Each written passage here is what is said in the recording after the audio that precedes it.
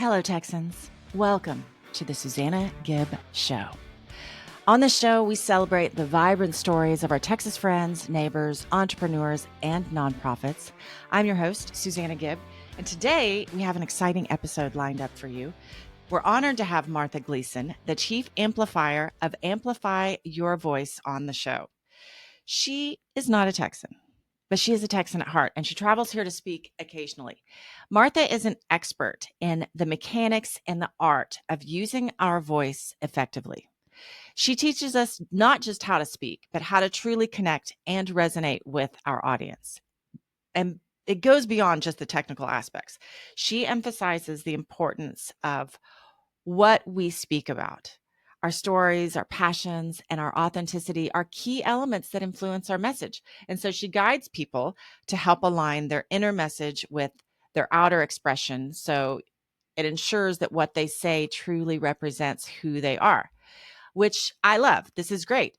Our message is deeply influenced by the way we deliver it, right? A well-crafted message delivered with confidence and clarity can help inspire, motivate, and create a lasting impact. She works with high-level execs and actors on Broadway.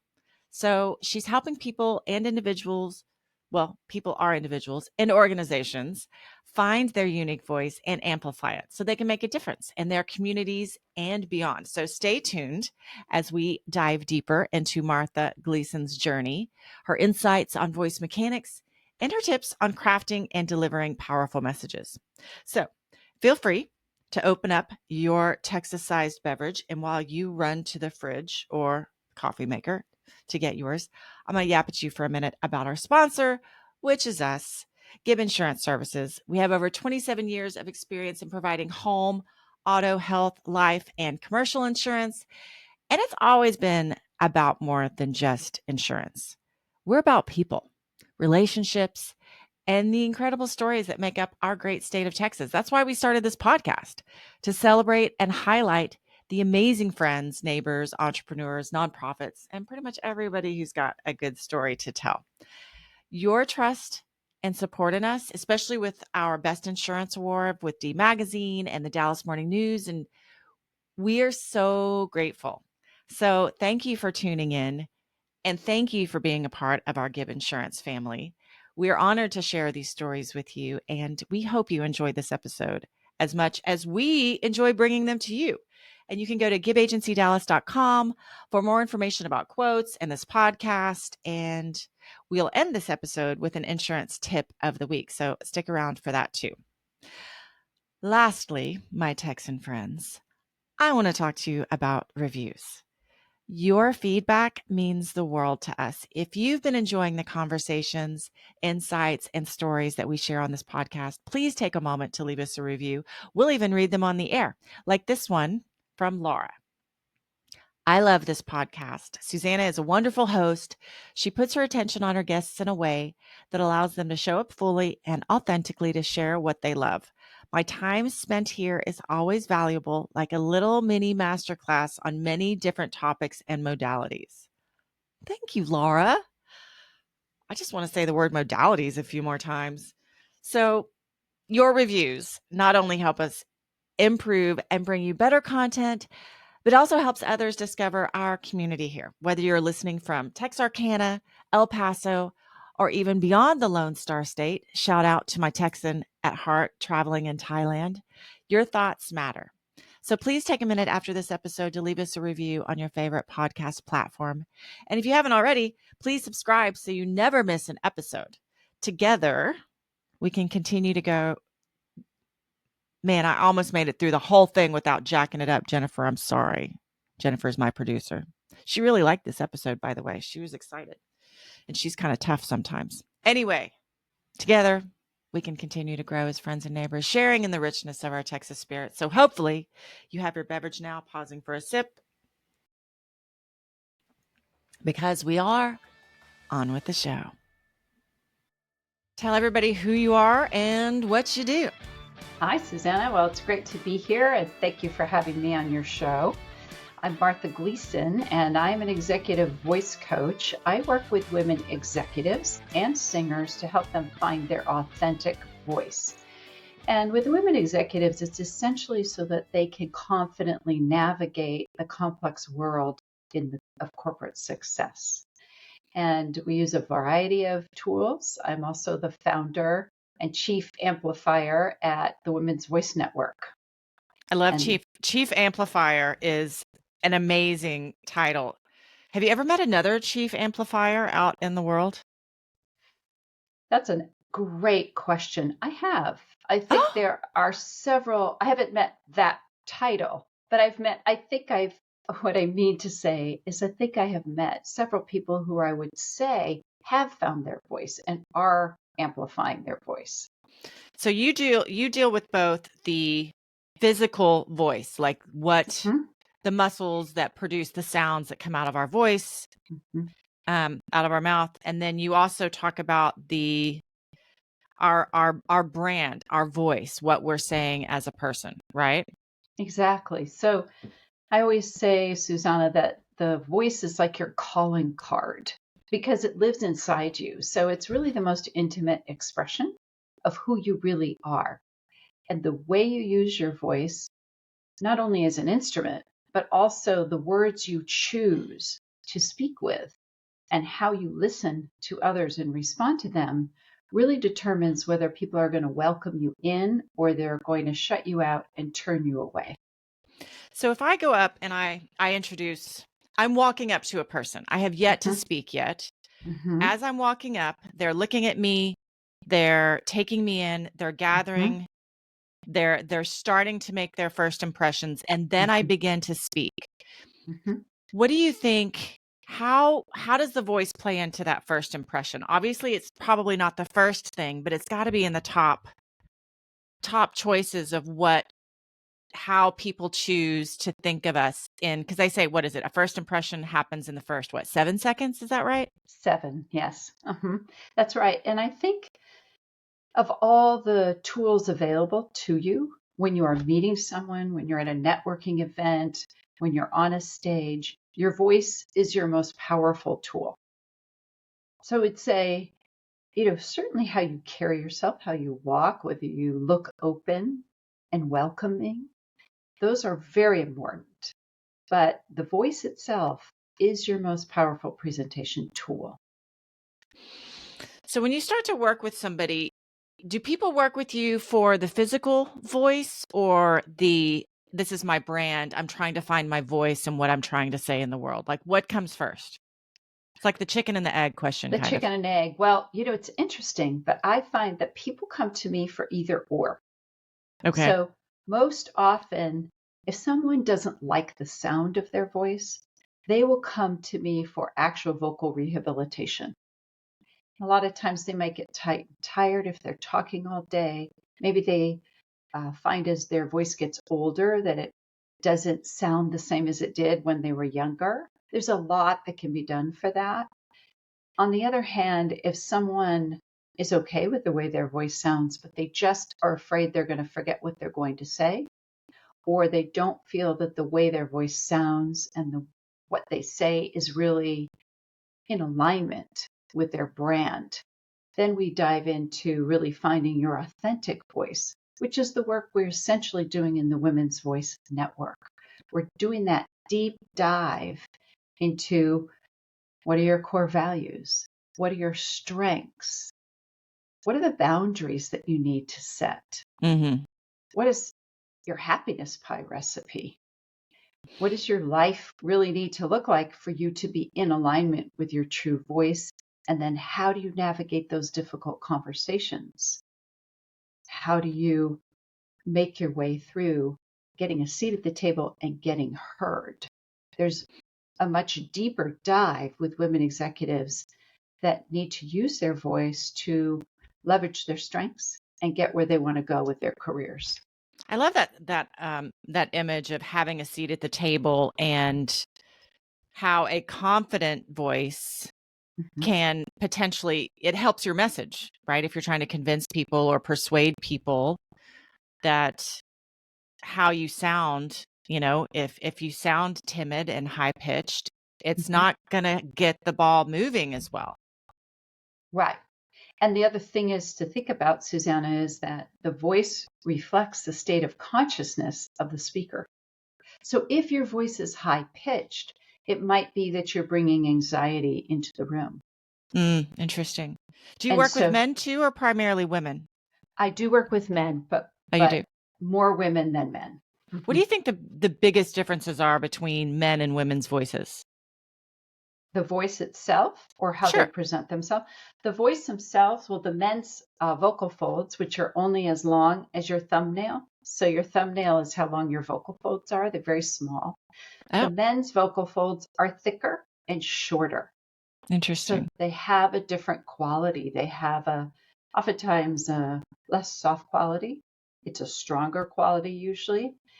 They don't oftentimes have the vocal range that a woman has. So a woman has vocal folds that are usually more flexible than the male vocal folds. So we can talk way up here, right? Or they can talk down here. So just from a physiologic standpoint, the guys have those thicker folds and those women's folds are more flexible and go through a larger range.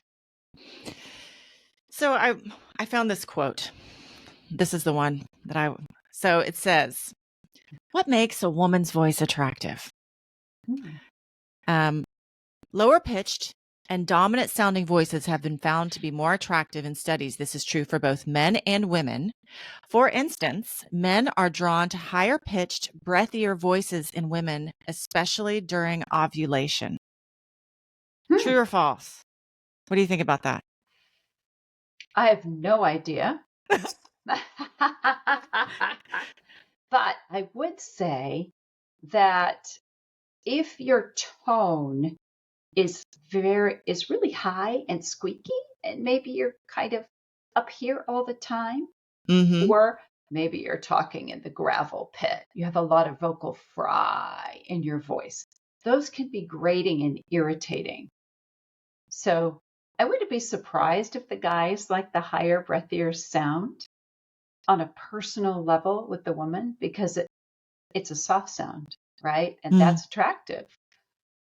But I think particularly in the business world, we have to speak with authority. And that sometimes does mean lowering the pitch, depending on the person. Well, they say that a lower pitched doctor has less claims of malpractice, that people automatically assume that they are more authoritative if they have a lower voice. So interesting, isn't it? It Isn't just shows it? you how the voice really, really impacts how people perceive us. But again, we've got to go back behind the voice. If the doctor has a low pitched, round voice, what's his consciousness? What's going on in his mind is what's going to impact how that voice comes across. Right? So if he's standing in his authority, he's going to get that sound. True. Why do you feel like so many women, I mean, I know I just had that quote about higher pitched, breathier voices, and I get the breathy because breathy's all over the place, but I feel like I talk to so many women and their voices are up here all the time. They're using, I don't know, what do you think? This is probably what, 40% of what my voice is able to do, and they keep it up here? Like even higher. Like it kind of wears me out to be that high. Yeah. But I hear these women and I'm like, why? Do people just get used to how they sound and they don't want to change? Or like, why not find the full range of your voice? You can go up there. Obviously, I'm up here right now. I'm excited. I'm up here. But I live down here, right? I'm not sure what's behind that. I think it's on a case-by-case basis. So some people may be talking up here all the time because they're afraid it may track back. I've had so many clients track back to say, I had a choir teacher in middle school or grade school, and they told me to mouth the words because I couldn't sing. And so the psychology behind that can be, my voice is terrible. And so maybe they're floating Terrible up choir here. teacher in middle school. Oh my I've heavens. heard that multiple times. Oh, that's terrible. It is terrible. Do you And ever meet people that you're like, wow, your voice really is terrible? Or is it just a matter of learning how to use it? I think it's a matter of learning how to use it. I I mean, it's a really do, muscle. because it's Yeah. a muscle. Well, the vocal folds are folds. They're fibrous tissues. There's ligaments and muscles around the voice, but if you're having it, say I'm speaking like this and I have a really nasalized sound, right? That means that I have tightness in the back of my throat. Why do I have Mm-hmm. tightness in the back of my throat? Am I afraid? Right? That can come through as all of a sudden the throat is closing. Mm-hmm. So you have to, when somebody says, oh, I have a terrible voice, I would always say, you have a beautiful voice. You just haven't fully found it yet. And you don't know what you don't know, right? If the false vocal folds are closed and they're pushing in on those tiny little vocal folds, it's going to give you a really tight sound. So does that help explain, like, let's just say I'm fairly a strong alto and I Mm-hmm. can't hit those soprano notes. Mm-hmm. Or is it that I haven't worked my voice enough to be able to hit them? Like, can you work with somebody to get to those notes? Or it's really like, you know what? That's part of how your voice is shaped. Like why Lady Gaga can hit the notes that she can hit. Mm-hmm. Mm-hmm. I mean, Well, obviously they have a ton of vocal training as well, but right. So range is biologically determined, like the got it. color of your eyes. Okay. So it's absolutely biologically determined, but most people are not using their full range. So those The full vocal range. folds are like a rubber band. They're going to stretch and they're going to go further than you think they will, but they're like a muscle. If you're not used to stretching them, what happens when we go to the gym and we don't stretch our hamstrings? They get tighter and tighter and tighter. True. Same thing with your vocal folds. So I suspect that an alto, oftentimes if I'm working with an alto, the first thing I'll do is start in the middle, which is a really safe place to start. But then I'll see what can we do above it? What can we do below it? Because I want to stretch the vocal folds out so that we can see really how far is the range. It doesn't mean that you're going to live up there and you're going to love singing up there. But when That you makes sense. exercise the whole range, you strengthen the whole voice. I always thought it was interesting, and this is going to date me a little bit, but Madonna, I'm sure you're familiar with Mm-hmm. Madonna. Mm-hmm. And when how much her voice changed when she did Evita, because she had so much training to stretch to get to different parts of her voice. The other one that I think about all the time is Miley Cyrus. Mm-hmm. When you Great talked about how voice. somebody sounds when they're young and how they sound now, like she sounds so different. Right. And I know some of that may be like she had a vocal issue, right? But that's not Okay. necessarily what's affecting her voice, is it? Like, isn't that like It depends what the vocal issue was. I don't remember So, what it was. I know she had some kind of surgery, but right. And it depends where on the vocal folds she had to have the surgery or what part of the pharynx was involved. But as you age, the vocal folds get thicker. So a male voice, for instance, will not reach maturity until mid to late 30s. That's why. what? Uh-huh. Wow. Okay. So I didn't know you that. you can see how some men who start off singing lower in their teens might actually end up getting those high notes as they enter into their mid 20s and up into their 30s. They're going to get more range. Hmm. The female vocal folds mature by mid 20s. Wow. So what happens with all of our vocal folds, whether we're male or female, is they get thicker. They can also get drier. They can lose elasticity. It's the same thing that happens to the whole body. It happens to the voice. Wow. That's really fascinating. Mhm. There was, I think, what do you tell people as far as when you're trying to teach? I think I'm trying to figure out how I'm going to get to where I'm getting.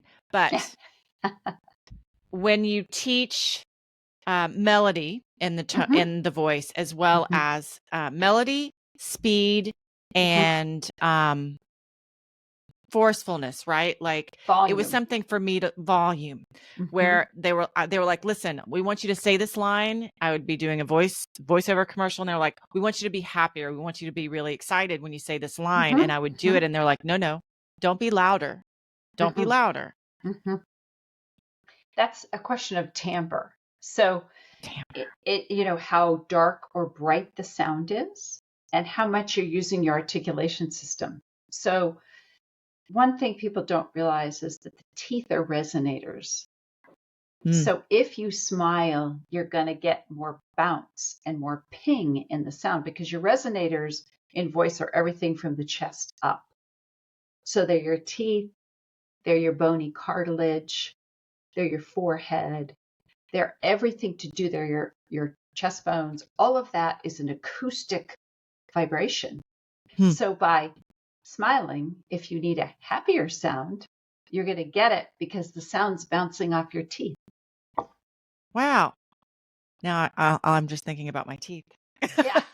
Like, huh. Well, and the other thing that smiling does, which is interesting, is that these muscles right here are called the zygomatic arch muscles. Okay. These muscles are reflective to the back of the throat. So if you start smiling, your throat is going to open more. So They're just for anybody listening, reflexive. the zygomatic muscles are, will you explain where they are? I know you pointed to them, and Yeah, which, for people watching. So, they're right above the upper lip and they're right where those cheeks start. So right on the sides of your nose. It's like you're sniffing a rose if you want to find them. You can just sort of oh yeah, sniff. yeah, Yeah, I that's your feel it. zygomatic arch, right? Okay. So once they get activated, what does it do to the throat again? It helps to lift the soft palate in the back of the throat. And your Oh, I throat, feel it. did you feel it? Yeah. Yeah, Yeah. because your throat is a resonating chamber. Huh. So if the soft palate is lowered, you have a smaller resonating chamber. If the soft palate is raised, it looks like this when it's inside, you have more space and your voice will sound fuller and rounder, but you won't have to push for volume at the vocal fold level. Interesting. Mm-hmm. That's very fun. Mm-hmm. Do you follow? I think his name is Chris Voss. He's the FBI negotiator who he did a lot of stuff, but he was a negotiator, right? During all these high pressure things. Oh, But yes. he I've heard has of him. he has what's called the late night DJ voice. So Uh-huh. if you really want to bring the level down of a conflict, you get your late night DJ voice in right here. I love it. I know. Yeah. It's kind of fun, right? Uh-huh. How do you Uh-huh. teach people how to get to the late night DJ voice? There's two ways. Really, you can listen and then mimic that sound, right? Which Okay. is what you just did. You probably heard him give an example, and then you came down and you went and you did this. Mm-hmm. But it's also really important to understand how you're doing this. So, one thing I'm doing right now is I'm not pushing any air. Oh, I'm not using a lot of air. I'm also not using full body support. So when I'm using full body support, I have a bigger sound. When I just kind of relax my body and chill out, I have a smaller sound. interesting. So there's a lot of pieces. And this comes from Estel, which is a vocal pedagogy that I've studied extensively. And this comes from the Estel voice system, which is And what is the Esta voice? Estel. Estel, Estel. Estill. And it's all about how am I producing this sound? So it's understanding the actual anatomy and what happens with your body to produce different sounds. Interesting. Because the pharynx and the vocal mechanism are malleable. they're changeable. Airflow is changeable. How you use your articulators is changeable. Well, and you haven't even gotten to diaphragm yet. And that's a whole other thing. yeah. But the thing to know is that if you don't like the sound of your voice, you can improve it with a few simple tools. That's the key that I want your listeners to know, is it can get better. You simply don't know what you don't know. Are there some things that people can do on their own if they wanted to like get the process started? Or do you have any tips or tricks? Yeah, I'll teach you the first thing I'll teach you is the double breathing exercise. Okay. So you're going to sit up straight and the hands are relaxed by the body. And you're going to first just breathe in short, long through the nose. And then double exhale short, long through the mouth. Right. Okay. So twice in and twice out. You've got it. Now we're going to add something. We're going to add tensing the body in a wave as we breathe in. So here we go. Tense the body in a wave. Good. Now throw the breath out and relax. Good. Let's practice that again. Tensing the body in a wave. Throw the breath out and relax. So what that breath does is two things. First of all, it centers you. So do you feel any calmer and centered after you do that? Do you I feel notice amazing. anything? So Yeah, good. it's a great breath. You can use that anytime you want to center and calm down. What did you call that breath again? The double breathing with tension. Double breathing with tension. I feel like that needs a cooler name, Martha. But maybe I do. Sounds like Maybe something I would order at McDonald's. Double breathing with tension. Okay. The other thing it does is it opens the false vocal folds. The what vocal cords? The false vocal folds. The false. Okay. And those are the muscles and the tissues and the ligaments that surround your true vocal folds, the ones that are just as long as your thumbnail. And when you open them, you release the pressure on the vocal folds. And that gives you more space and more sound. Okay. Wow. Okay. Just by breathing. Okay. Just by breathing. So I love that breath. I use it all the time. In fact, I used it before I came on this podcast. All right. Double breath with tension. Got it. Right. You got it.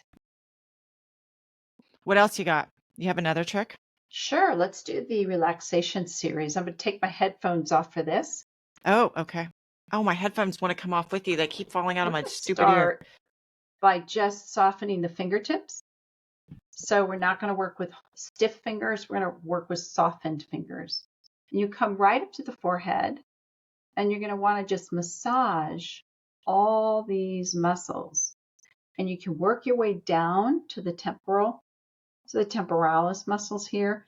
If you move your jaw, you'll feel, you'll feel these muscles move. So if you have a tight jaw, you can start here, right? Oh. And then you're going to move down by your ears. This is the masseter muscle right here. These muscles are thicker, so you can give a little more pressure. Okay. You're telling these muscles it's okay to let go. Then you're going to come down here to the face muscles, and you're going to massage through the zygomatic arch, under the lip, right? And you're going to take your thumbs and go underneath your chin, because this is where the tongue attaches to the top of the voice box. It attaches right to your hyoid bone. And if there's any tongue tension here, you'll feel it. You feel anything?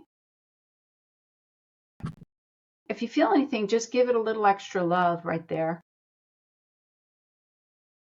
Then you're going to touch the front of your throat. This is your thyroid shield that you're touching right here. Behind this are your vocal folds. You're going to put the back of your hands on either side of your thyroid shield, and you're going to move it from left to right. Oh, that feels weird. Doesn't that feel weird? Yeah. Most people don't realize that the voice box is movable. Oh. And this really helps if you're talking a lot all day. You're on a lot of calls and you're getting tight. Oh. You can just move that voice box around. So that I call the relaxation series. It's so funny because we haven't even spoken anything yet. No, that's right. That's right. We start with the breath, we start with the muscles. In terms of getting a better sound, you really do want to start with your breathing and you want to start with this whole thing. You have to start with the physicality of it before we go inside. And when we go inside, there's a whole lot of things that need to happen, such as tongue exercises. We could do that real quick. Let's do one more. So we'll take the tip of the tongue. I call this tongue yoga. Okay. And we're going to go around the outside of the teeth.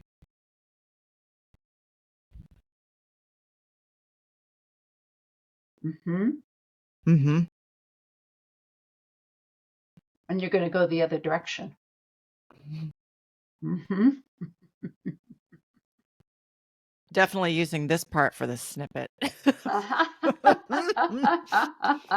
Everybody's like, what's going on? Because the thing about the tongue is if the tongue is the strongest muscle in the body with the jaw, right? Those two work together. If the tongue is not working efficiently and the way it's supposed to, well, what happens on a soccer team if you have a player that all of a sudden isn't doing their job? What happens to the rest of the team? It's not going to go as well, for sure. They get tired. Yeah. They have to compensate for what the player who's not doing their job. So if tongue is not being a team player, we oftentimes will see jaw gets very tight. Well, there's so many things too, especially like we used to have to, before we would go on stage for, an hour and a half play, there's a warm up of the voice. You can't just expect to walk out there and project to a 300-seat theater that it's going to happen if you just don't do anything about it. You've got a bunch of nerves that you have to contend with, but it's muscles and getting your face ready. Although I wish I would have known some of that relaxation stuff on my face. I didn't know that. And that's why it's so cool to work with different people and talk to different people. It is. Everybody has something new to show you, which is so fun. Isn't that fun? We learn from each other all the time. All the time. All the time. So yeah, I mean, I think those three are great. Those three exercises are a great place to start. The double breathing with tension, the relaxation series, and the tongue yoga. That's a great place to start. Well, thank you so much, Martha. I appreciate that you came on and talked to us about our voice and our actual voice and our other voice. Well, thank you for having me. I mean, it's great to have this conversation and to build this awareness. I was working in a workshop recently, and one of the participants came up to me and said, "Thank you for teaching me more about how to use my voice, because I always thought there was nothing I could do about it." And it really left me feeling unconfident. And so I could just see how much more confidence she had because she had tools and resources. So it's cool to be able to share them. Yeah. Well, if people want to find you, how do they find you? They should find me on my website, which is www.marthagleasonvoice.com. Excellent. And you're actually, where are you? A lot of this is Texas people. So, but I went out of the state for this one, you guys. I did. You are in, what state are you in? I'm actually north of Boston in New Hampshire, but I do, the majority of my teaching is online. So. Okay. So you can talk to anybody anywhere. Do you work with people on accents? I do, but I have to be fully transparent. I am not a big fan of code switching and losing your accent completely, because I think it's part of who you are. Part of your authentic voice. Yeah. It's part of your authentic voice. Now, I am a big fan of being able to be understood. Yeah, that makes sense. And I think there's a difference there. Well, it's so much more acceptable now. We don't all have to talk in the transatlantic voice or the newscaster voice. We can Right. use whatever voice we want, and then that's part of your voice signature. So, Exactly. But you do want to make sure you're heard. yeah, agree. Agree. Yeah. Yeah. You know all about that being an actress. So, well, thank you for having me. Thank you so much for being here. I appreciate it. I'm going to stop, but don't go anywhere. Okay. And I want to do that face thing some more. So, anyway, thank you for tuning in. Before we leave you, here is your insurance tip of the week.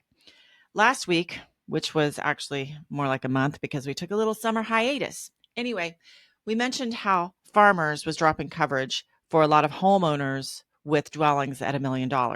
We also just heard that they are dropping coverage for people who aren't bundled, meaning their home is with one carrier and their auto is with another. And then we recently just heard that they are dropping coverage for people with water claims. So, two things to be aware of. One, if you have your home with one carrier and your auto with another, you should check with your agent. Usually you get discounts for bundling them together. And this is not the first carrier I've heard of that is doing this. And so you don't want to be scrambling for coverage. And check your water heaters. Prevention is better than a pound of cure. Benjamin Franklin famously advised fire-threatened Philadelphians in 1736. So, yeah, I know no one likes dealing with insurance, but that's what your amazing insurance agent is for. And if you don't have an amazing insurance agent who just won Best in D magazine, then yeah, we'd love to talk to you. Thank you for spending time with us. Please share this podcast with one of your friends and neighbors, whether you live in Texas, are a Texan at heart, or one of our distant neighbor states. And we'll see you here again next week.